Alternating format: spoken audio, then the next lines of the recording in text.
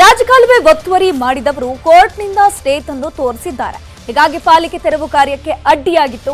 ಆದ್ರೀಗ stay ಪಡೆದವರ ಮೇಲೆ ಪಾಲಿಕೆ ಬ್ರಹ್ಮಾಸ್ತ್ರ ಪ್ರಯೋಗಕ್ಕೆ ಮುಂದಾಗಿದೆ. ಸ್ಟೇ ಇದ್ರೂ ತೆರವು ಮಾಡ್ತಾರಂತೆ, ಹೇಗೆ ನೀವೇ ನೋಡಿ. ರಾಜಕಾಲುವೆ ಒತ್ತುವರಿದಾರರ ವಿರುದ್ಧ ಪಾಲಿಕೆ ಬ್ರಹ್ಮಾಸ್ತ್ರ. ವಿಪತ್ತು ನಿರ್ವಹಣಾ ಕಾಯ್ದೆ ಪ್ರಯೋಗಕ್ಕೆ ಬಿಬಿಎಂಪಿ ಪ್ಲಾನ್.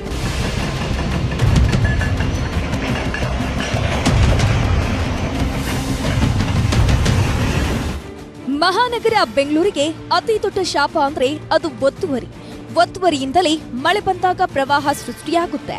ಕಳೆದ 1 ವರ್ಷದಿಂದ ರಾಜಕಾಲುವೆ ಒತ್ತುವರಿ ತೆರವು ಕಾರ್ಯಾಚರಣೆಗೆ ಬಿಬಿಎಂಪಿ ನಿರ್ಧಾರ ಮಾಡಿತ್ತು. ಆದ್ರೆ ಒತ್ತುವರಿ ತೆರವು ಮಾಡೋಕೆ ಸಾಧ್ಯ ಆಗಿಲ್ಲ. ಇದಕ್ಕೆ ಕಾರಣ ಒತ್ತುವರಿದಾರರು ಕೋರ್ಟ್ನಿಂದ ತಡೆಯಾಜ್ಞೆ ತಂದಿರೋದು. ಆದ್ರೆ ತಡೆಯಾಜ್ಞೆ ಮೇಲೂ ಬ್ರಹ್ಮಾಸ್ತ್ರ ಪ್ರಯೋಗಿಸಿ ತೆರವಿಗೆ ಬಿಬಿಎಂಪಿ ಸಿದ್ಧತೆಯನ್ನ ಮಾಡಿಕೊಳ್ತಿದೆ.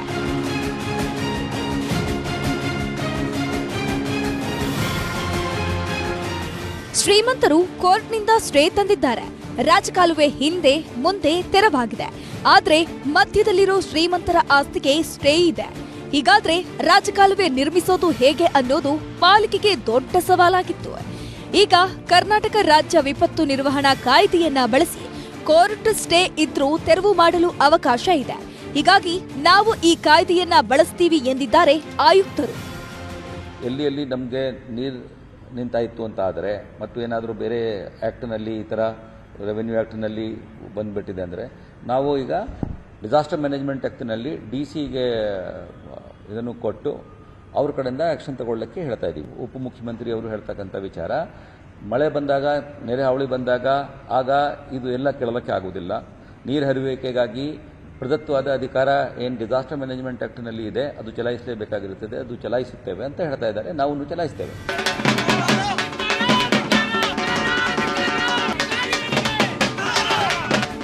ಒತ್ತುವರಿಯಿಂದ ಪ್ರತಿ ಬಾರಿ ಮಳೆ ಬಂದಾಗ ಸಂಕಷ್ಟಕ್ಕೆ ಒಳಗಾಗುವ ಸಹಕಾರ ನಗರ ನಿವಾಸಿಗಳು ಪ್ರತಿಭಟನೆಗೆ ಇಳಿದಿದ್ದಾರೆ. ಕೈಯಲ್ಲಿ ತಮಟೆ, ಬಾಯಲ್ಲಿ ಬೈಕೊಳದ ಮೂಲಕ ಪಾಲಿಕೆಗೆ ಹಿಡಿ ಶಾಪವನ್ನ ಹಾಕ್ತಿದ್ದಾರೆ. ಈ ಏರಿಯಾದಲ್ಲಿ ಮ್ಯಾನ್ ಹೋಲ್ ಕಳೆದ 8 ವರ್ಷಗಳಿಂದ ಇದೆ. ಮಳೆ ಬಂದ್ರೆ ಮನೆಗಳಿಗೆ ನೀರು ನುಗ್ಗುತ್ತೆ. ನಮ್ಮ ಕಾರುಗಳು ಸಂಪೂರ್ಣ ಮುಳುಗುತ್ತವೆ. ಮಳೆ ನೀರು, ಚರಂಡಿ ನೀರು ಕುಡಿಯೋ ನೀರಿಗೆ ಮಿಕ್ಸ್ ಆಗುತ್ತೆ ಅಂತ ಕಿಡಿಕಾರಿದ್ದಾರೆ. ನಮ್ಮ ಬೀದಿ ಪೂರ್ತಿ ನೀರು ಒಳ್ಳೆ ಹೊಳೆ ಹರಿದಂಗೆ ಹರಿತಾ ಇದೆ. ಸ್ಯಾನಿಟರಿ ನೀರು, ಎಕ್ಸ್ಪೆಷಲಿ ಸ್ಯಾನಿಟರಿ, ಮಳೆ ನೀರು ಬಂದರೂ ಚಿಂತೆ ಇಲ್ಲ. ಸ್ಯಾನಿಟರಿ ನೀರು ಒಳ್ಳೆ ಕೊಚ್ಚೆ ದುಂಡಿ ಆಗ್ಬಿಟ್ಟಿದೆ, ದೊಡ್ಡ ಮೋರಿ ಆಗ್ಬಿಟ್ಟಿದೆ ನಮ್ಮ ಏರಿಯಾ. ಎಷ್ಟು ಸತಿ ಹೇಳಿದ್ರು, ಅಧಿಕಾರಿಗಳಿಗೆ ಹೇಳಿದೆ, ಎಲ್ಲರಿಗೂ ಹೇಳಿದ್ರು ಯಾರೂ ನಮಗೆ ಸ್ಪಂದಿಸ್ತಿಲ್ಲ. ಸಂಪೂರ್ಣವಾಗಿ ಮಳೆ ಬರಲಿ ಬಡದಲ್ಲೇ ಇರಲಿ ಆ ಮ್ಯಾನ್ಯಲ್ಗಳಲ್ಲಿ ನಾವು ಶೌಚಾಲಯದ ನೀರನ್ನು ಉಕ್ಕರಿತೈತೆ. ಆ ರಸ್ತೆಯಲ್ಲಿ ಹೋಗಬೇಕಾದ್ರೆ ಸುಮಾರು 3/4 ಅಡಿ ಇರುತ್ತೆ ನೀರು. ಆ ನೀರಿದ್ದಾಗ ಮಕ್ಕಳ ಮರಿಗೆ ಆರೋಗ್ಯ ತೊಂದರೆ ಆಗ್ತದೆ. ಆಮೇಲೆ ಸಂಪುಗಳಿಗೆ ಆ ಶೌಚಾಲಯದ ನೀರನ್ನೇ ತುಂಬ್ಕೊತದೆ. ಪ್ರತಿ ಸರಿ ಆ ನೀರನ್ನು ಎತ್ತಾರೆ. ಅಲ್ಲಿರ್ತಕ್ಕಂತಹ ಕಾರುಗಳು ಸುಮಾರು ಲಕ್ಷಾಂತರ ರೂಪಾಯಿ ಹಾಳು ಮಾಡ್ಕೊಂಡಿದ್ದಾರೆ ರೋಡಲ್ಲಿ ಇರ್ತಕ್ಕಂಥವು. ಇದು ದೊಡ್ಡ ಸಮಸ್ಯೆ ಆಗಿದೆ. ಪಾಲಿಕೆ ವಿಪತ್ತು ನಿರ್ವಹಣಾ ಕಾಯ್ದೆ ಪ್ರಯೋಗಿಸುವ ನಿರ್ಧಾರವನ್ನ ಮಾಡಿದೆ. ಆದ್ರೆ ಇದನ್ನ ಬಹಿರಂಗ ಮಾಡಿ ತೆರವಿಗೆ ಮುಂದಾದ್ರೆ ಶ್ರೀಮಂತರು ಮತ್ತೊಂದು ಅಸ್ತ್ರವನ್ನ ಪ್ರಯೋಗ ಮಾಡುವ ಸಾಧ್ಯತೆ ಕೂಡ ಇದೆ. ಸೀಕ್ರೆಟ್ ಆಗಿ ಬ್ರಹ್ಮಾಸ್ತ್ರ ಬಳಸಿದ್ದರೆ ಜನರಿಗೆ ಅನುಕೂಲ ಆಗ್ತಿತ್ತು ಎನ್ನಬಹುದು. ಆಶಿಕ್ ಮುಲ್ಕಿ, ನ್ಯೂಸ್ 18 ಬೆಂಗಳೂರು. ಬಿಜೆಪಿ ಅವಧಿಯಲ್ಲಿ ಬಿಬಿಎಂಪಿ ಡಿಲಿಮಿಟೇಷನ್ ಆಗಿತ್ತು. ಅದನ್ನ ಮತ್ತೆ ಪುನರ್ ವಿಂಗಡಣೆ ಮಾಡಲು ಸರ್ಕಾರ ನಿರ್ಧಾರವನ್ನ ಮಾಡಿದೆ. ಪುನರ್ ವಿಂಗಡಣೆಗಾಗಿ ನೂತನ ಸಮಿತಿಯನ್ನ ರಚಿಸಿದೆ. ಕಾಂಗ್ರೆಸ್ ಬಿಜೆಪಿ ವಾರ್ಡ್ ಗುದ್ದಾಟದಲ್ಲಿ ಬಿಬಿಎಂಪಿ ಚುನಾವಣೆ ಯಾವಾಗ, ನೀವೇ ನೋಡಿ. ಬಿಬಿಎಂಪಿ ವಾರ್ಡ್ ಮರು ವಿಂಗಡಣೆಗೆ ಆಯೋಗ. ಬಿಜೆಪಿ ನಿರ್ಧಾರಕ್ಕೆ ಕಾಂಗ್ರೆಸ್ ಸರ್ಕಾರದ ಸರ್ಜರಿ. ಬೆಂಗಳೂರಿನ ಮೇಲೆ ಹಿಡಿತ ಸಾಧಿಸಲು ಬೃಹತ್ ಬೆಂಗಳೂರು ಮಹಾನಗರ ಪಾಲಿಕೆಯಲ್ಲಿ ಅಧಿಕಾರ ಹಿಡಿಯೋದು ಬಹಳ ಮುಖ್ಯ. ಹೀಗಾಗಿ ರಾಜ್ಯ ಸರ್ಕಾರ ವಾರ್ಡ್ ಪುನರ್ ವಿಂಗಡಣೆಗೆ ಆಯೋಗ ರಚಿಸಿದೆ. ಸರ್ಕಾರ ರಚಿಸಿದ ಪುನರ್ ಆಯೋಗದಲ್ಲಿ BBMP chief commissioner Tushar Girinath ಅಧ್ಯಕ್ಷರಾಗಿದ್ದಾರೆ. ಜೊತೆಗೆ ಬಿಡಿಎ ಆಯುಕ್ತರು, ಬೆಂಗಳೂರು ಜಿಲ್ಲಾಧಿಕಾರಿ ಮತ್ತು ಬಿಬಿಎಂಪಿ ಕಂದಾಯ ವಿಭಾಗದ ಆಯುಕ್ತರನ್ನ ಸದಸ್ಯರನ್ನಾಗಿ ಮಾಡಲಾಗಿದೆ.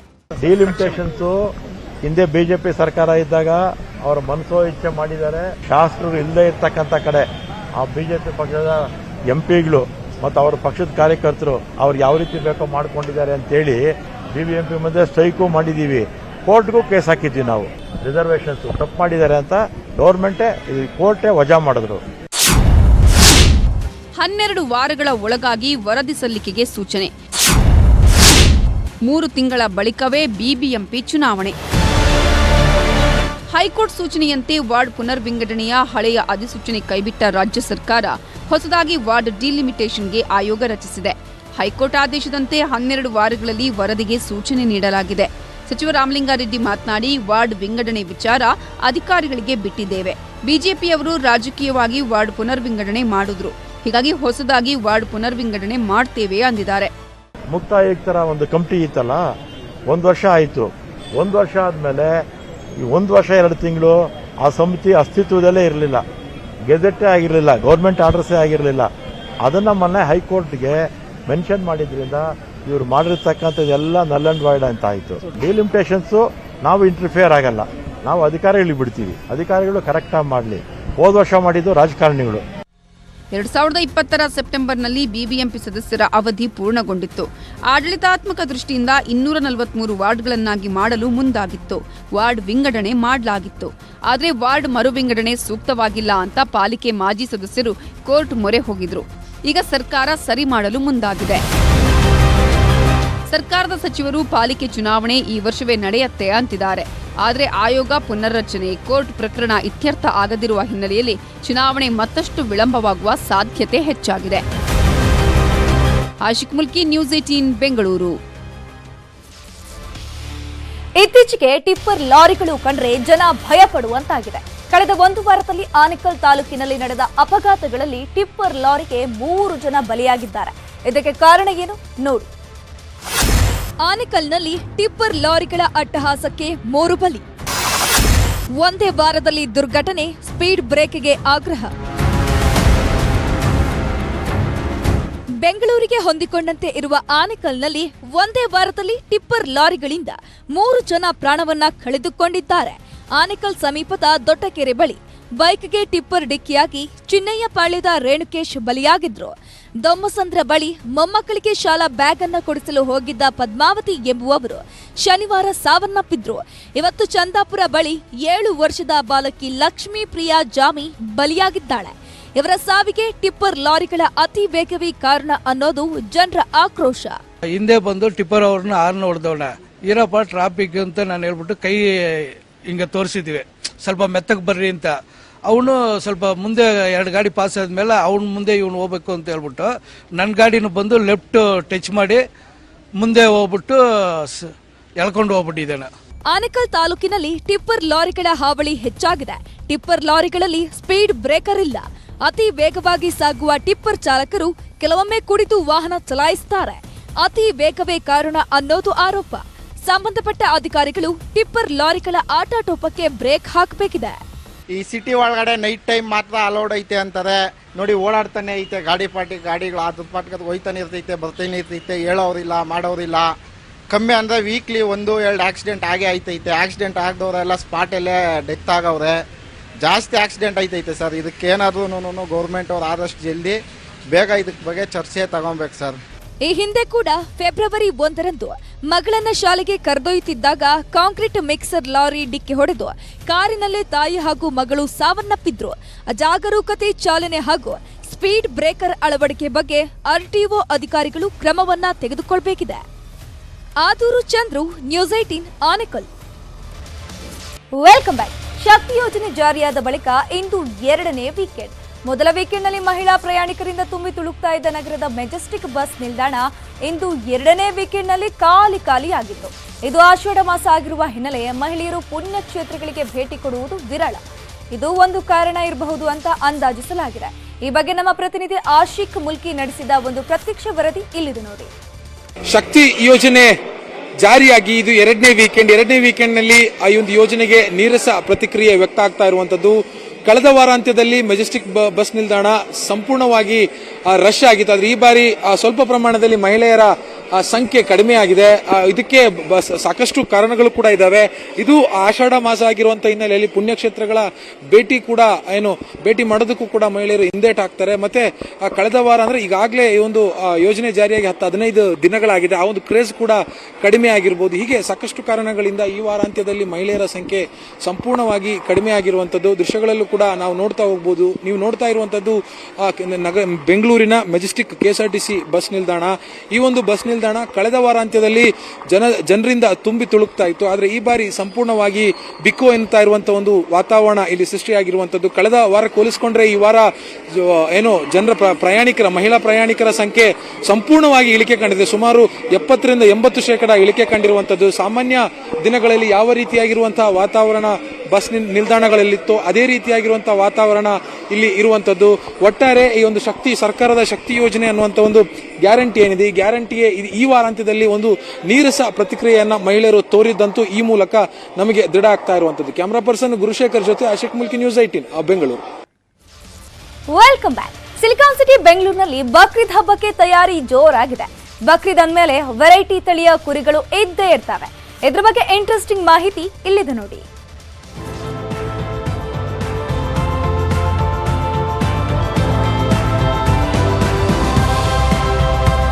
ಬೆಂಗಳೂರಿನಲ್ಲಿ ಹಬ್ಬಗಳು ಬಂದ್ರೆ ಸಾಕು ಜನರು ಮಾರುಕಟ್ಟೆಗೆ ಲಗ್ಗೆ ಹಾಕ್ತಾರೆ. ಇದೀಗ ಮುಸ್ಲಿಂ ಬಾಂಧವರ ಬಕ್ರೀದ್ ಹಬ್ಬ ಸಮೀಪಿಸುತ್ತಿದ್ದು, ಜೂನ್ 29ರ ಬಕ್ರೀದ್ ಹಬ್ಬಕ್ಕೆ ಚಾಮರಾಜಪೇಟೆ ಈದ್ಗಾ ಮೈದಾನದಲ್ಲಿ ಭರ್ಜರಿ ಕುರಿ ವ್ಯಾಪಾರ ನಡೆಯುತ್ತಿದೆ. ವೆರೈಟಿ ತಳಿಯ ಕುರಿಗಳು ಎಂಟ್ರಿ ಕೊಟ್ಟಿವೆ.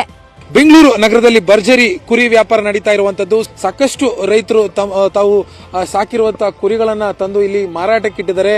ಈ ಒಂದು ಈದ್ಗಾ ಮೈದಾನದಲ್ಲಿ ನಡೀತಾ ಇರುವಂತಹ ಕುರಿ ವ್ಯಾಪಾರ ಏನಿದೆ, ಇಲ್ಲಿನ ಹೈಲೈಟ್ ಏನು ಅಂತಂದ್ರೆ ಬನ್ನೂರು ಕುರಿಗೆ ಜೋಡಿಗೆ 1,20,000 ರೂಪಾಯಿ ಇಲ್ಲಿ ರೈತರು ಆ ಬೆಲೆಯನ್ನ ಕಟ್ಟಿರುವಂತದ್ದು. 18,000ದಿಂದ 1,20,000 ಬೆಲೆ ಬಾಳುವ ಕುರಿಗಳು ಮಾರುಕಟ್ಟೆಗೆ ಬಂದಿವೆ. ಬಗೆ ಬಗೆ ತಳಿಯ ಕುರಿಗಳನ್ನ ಕೊಳ್ಳಲು ಜನರು ಮುಗಿಬೀಳ್ತಿದ್ದಾರೆ. ಮಂಡ್ಯ, ರಾಮನಗರ, ಮೈಸೂರು, ಚನ್ನಪಟ್ಟಣ, ಮಾಗಡಿ, ಬಿಡದಿ, ಬಂಡೂರು ಕಡೆಯಿಂದ ರೈತರು ಕುರಿ ತಂದಿದ್ದಾರೆ. ನಾವು 30,000 ಸಾಕಿರೋದು. ಇದು ನಮ್ಗೆ ಏನಂದ್ರೆ ಏನು ಲಾಸ್ ಆಯ್ತಾ ಇದೆ, ತುಂಬಾ ಲಾಸು. 70,000 ಕೇಳ್ತಾರೆ, ಅದು ಕೊಡ್ತಾ ಇಲ್ಲ ಅವರು. ಕೆಜಿ ಮೇಲೆ ಏನಿಲ್ಲ, ಉಂಡೆ ತೂಕ ಕೊಡ್ತಾ ಇರೋದು ನಾವು. ಎಷ್ಟು ಬರ್ತದೆ ಅಷ್ಟು ಉಂಡಿ ಫುಲ್ ಎಲ್ಲ. ಬಂಡೂರು ಏನು ಇದು ಎಷ್ಟು ಬರ್ತದೆ ಕೆಜಿಲಿ? ಒಂದು 90 ಕೆಜಿ ಬರ್ತದೆ. ನಾಟಿ ಕುರಿ 18ರಿಂದ 25,000, ಬನ್ನೂರು ಕುರಿ 1.20 ಲಕ್ಷ, ಆಸ್ಟ್ರೇಲಿಯಾ ಕುರಿ 55,000, ಟಗರು 25,000ದಿಂದ 35,000, ಮೇಕೆ 20,000ದಿಂದ 40,000, ಕುಳ್ಳಕುರಿ ಜೋಡಿಗೆ 75,000. ಜೂನ್ 29ರಂದು ಬಕ್ರೀದ್ ಹಬ್ಬ ಇರೋದ್ರಿಂದ ಕುರಿ ಬಿಸಿನೆಸ್ ಜೋರಾಗಿ ನಡೆಯುತ್ತಿದೆ. ಅಧಿಕ ಲಾಭದ ನಿರೀಕ್ಷೆಯಲ್ಲಿ ಕುರಿ ವ್ಯಾಪಾರಿಗಳಿದ್ದಾರೆ.